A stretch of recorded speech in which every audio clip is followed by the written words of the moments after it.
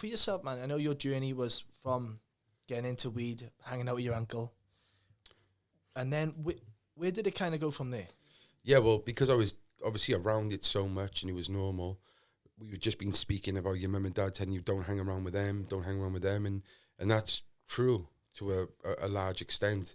If you hang around with 3 rugby players, you're probably going to want to become a rugby player.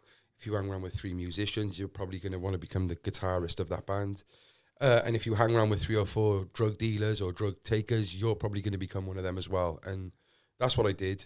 I was desensitized to it. I went out one night with a friend from school, which was quite rare of me during that time because I was just kind of stuck in this lifestyle. And we had a drink. We went half on a bag of Coke, which was like 25 quid back then. And at the end of the night, I went back to the flats. And when I say the flats, in my area, loads of blocks of flats around the shops. What is your area? Fairwater, Okay. Cardiff. And, you know, my dad used to say to me, don't go down those flats.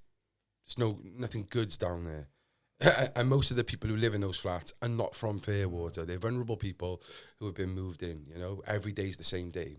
Monday and Saturdays are the same day. So there's always parties going on and stuff. But my uncle had a flat down there as well, and someone he was selling drugs from was there as well. So I ended up going to a flat in the same block as that. It was a party, and they were all in there. And just to paint a picture, when I say this, you have got a young girl who's 19, whose flat it is. You've got 2 of the boys from the council estate who have been drinking all day. They're in there drinking and smoking weed in the kitchen. You've got a workman in his high-vis, hasn't gone home, right? He's just got his pay packet Friday night, you know, and he's in there fucking sniffing coke, yeah? You've got every type of person in here from the area going to this flat because there's a party. And it was one of them nights.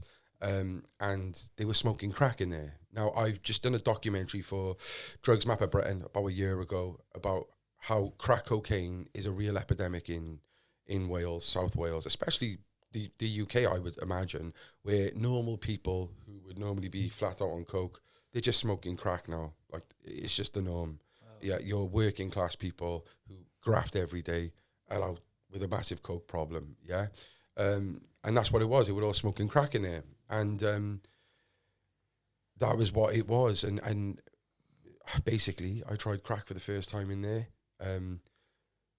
Someone said to me, do you want to have a go? And it was on a can. And I thought, you know what?